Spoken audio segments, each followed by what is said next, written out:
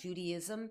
It's the third day, and so I kind of looked up some of that. I was raised Catholic, so we were always in church on Good Friday, but I find myself as an adult kind of looking it up again and reviewing what it's all about. So that is what is today, and I'm going to talk about that when we get to the requested song for today, and I'll talk a little bit more about my perspective on that. I'm not a preacher, so if I was, I probably would not be singing to you from my bathroom. I'll leave that work to Kelly Brill at the Avon Lake United Church of Christ. That's your job, girl. This show brought to you by Allegra today. All right, so what are we doing here? I'm here every day just to sing you a song. Monday through Friday, I'm here to sing a song and hopefully bring a little light into your day during this pandemic when all of us are worried. Or at least I am, and I know a lot of you are. You're worried about your loved ones, yourself, and all the people on the front lines who are working so hard. God bless all of you, and people who have to work to stay alive. God bless you. I'm thinking of you. So I'm here to give you a little break, as it is called, the bathroom break, and hopefully just bring a little light in. So that's what we're doing here. Every day we check the toilet paper situation. It's getting lower and lower. We are not afraid. That's not the most important thing. We can handle it. This is after all the bathroom break, and we like to check in. It's pretty low today, huh, Aaron? But I think we have like 4 rolls left. We can figure something out. When we were little and we were in the woods and we went to the bathroom, I think we figured it out, right? Hello, Maple Leaf. All right. So, all right. First I want to give a shout out to the healthcare workers. Every night at 7 p.m. in New York City, and now it's starting to spread to every city, at 7 o'clock, people go outside and they start clapping for 1 full minute. And you know what? We're going to do that tonight, Aaron. Let's all do that. Let's commit to doing that. 7 p.m. tonight. We're going to be 7 p.m. Central. I don't know if there's like a time like it's supposed to be Eastern. Somebody write and let us know, will ya? If it's 7 o'clock in a certain time zone or in the time zone you live in. But at 7 p.m., let's go outside and clap for healthcare workers. Bus drivers, I just read a story this morning about bus drivers in Seattle. They are still having to work because there are people who do not have a safety net and they have to go to work. It's infuriating to me.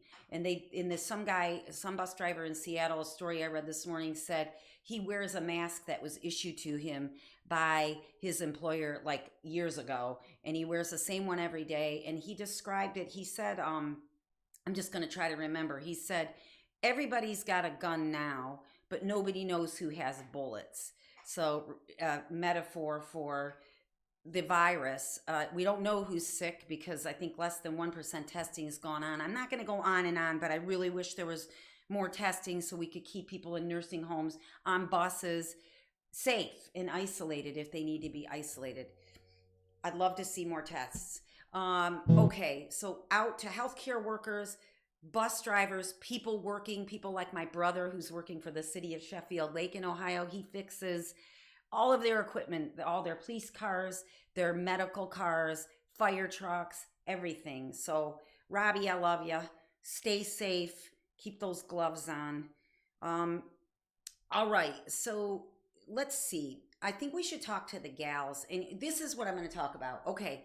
So one time I was invited to Seder dinner at our friend Elizabeth Marlowe's, singer-songwriter, mostly songwriter here in, forgive me, Elizabeth, she sings too, but she's a fantastic songwriter. Anyway, Elizabeth invited us to Seder dinner at her house, and they set out the 6 things that you eat at Seder dinner. One is like a sweet paste, and it represents the mortar that the Jews used to build the Egyptians' palaces and homes. Like in their salt to symbolize like their tears, and an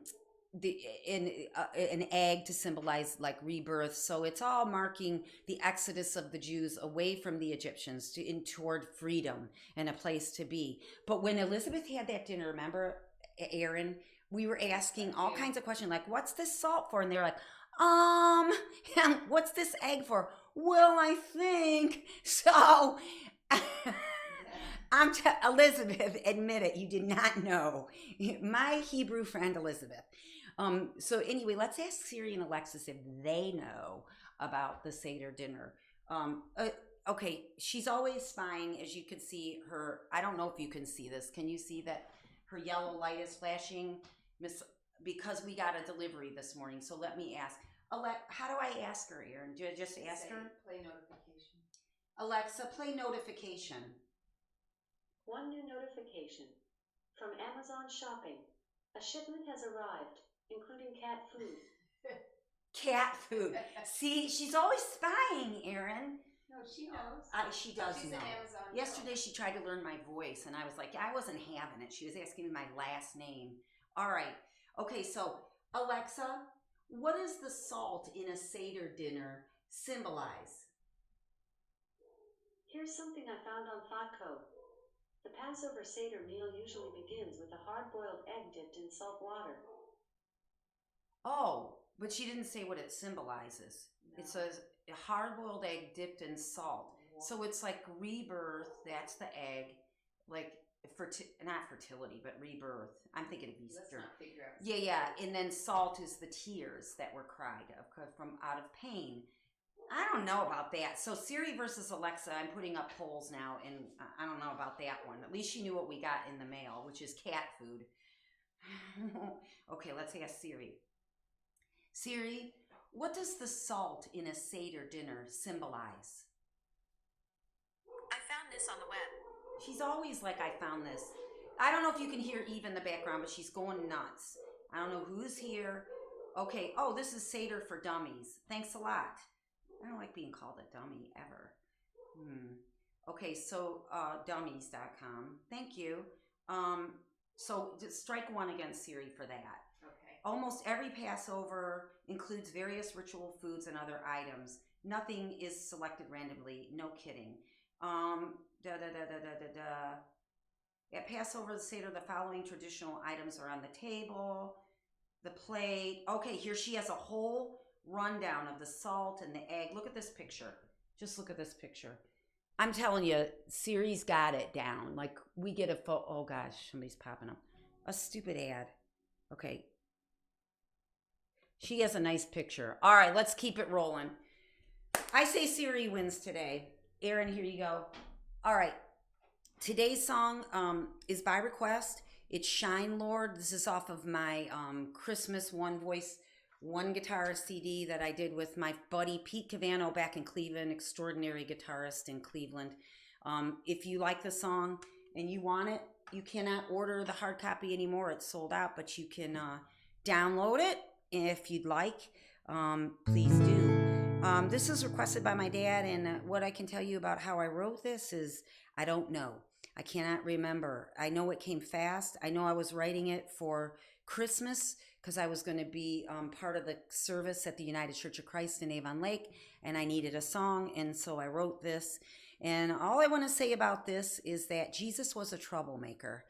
He was a troublemaker. He's that guy that took on the status quo. He did not like it when you mistreated people who were poor, who were vulnerable. That's why he went into the temple and tipped over all the tables one day. He got really pissed because they were telling people their way to salvation was to buy a sacrificial animal. Like, they hardly had any money, and they're asking them to buy a sacrificial animal because that would help get them into heaven. So give me your money here at the church so that you have to buy a sacrificial animal, sacrifices so you can go to heaven, as if. And he was not happy. So Jesus was a troublemaker. I want to point to Veronica too, who on the way up to Calgary, as Jesus was carrying his cross to be crucified, because everybody was intimidated that he was going to take over with this kindness he was spreading, that Veronica was standing on the side. And you got to know that it was dangerous to be Jesus's friend, because he was shaking things up. And all his disciples were martyred because they were his friends. And Veronica was standing at the side as he was marching up Calvary with his cross. She ran up to him and she wiped off his face. And I just love this story because it was courageous, compassionate. we don't always hear about a lot of women in the Bible. I loved hearing about her when I was a girl, and I chose her for my confirmation name. Veronica was compassionate, courageous. She put someone else before herself, just like the workers on the front lines who are in there in the hospitals taking care of people. God bless you all. This is Shine Lord. It's Friday, our last day of broadcast for this week. I will see you on Monday. I love you. Stay safe. You are not alone. We are all connected.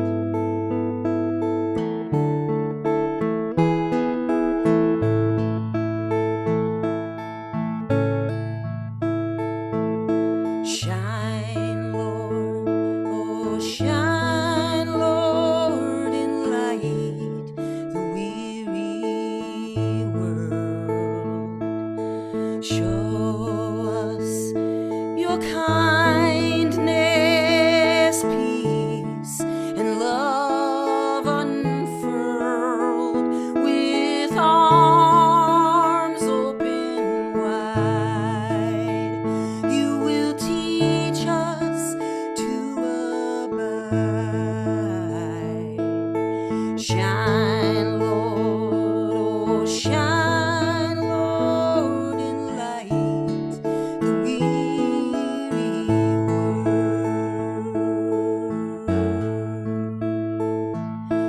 Here in the darkness, we've wandered for so long. Send us our Savior to sing us a new song.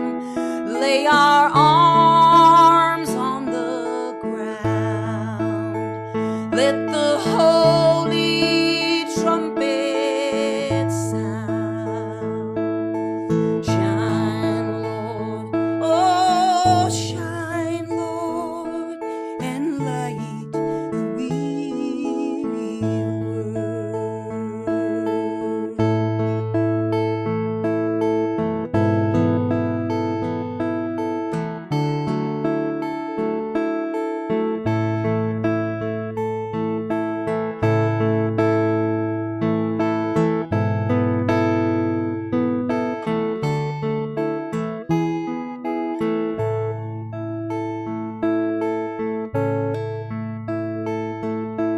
Come ye from heaven, surround us in your love, forever humble to each and God above. See the Christ in us all. Brother, sister, hear the call. Shine, Lord, oh shine, Lord, and light the weary world.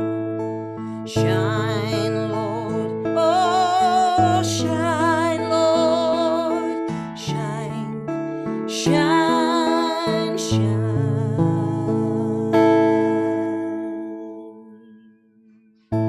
I love you guys. I'm Annie DeChant.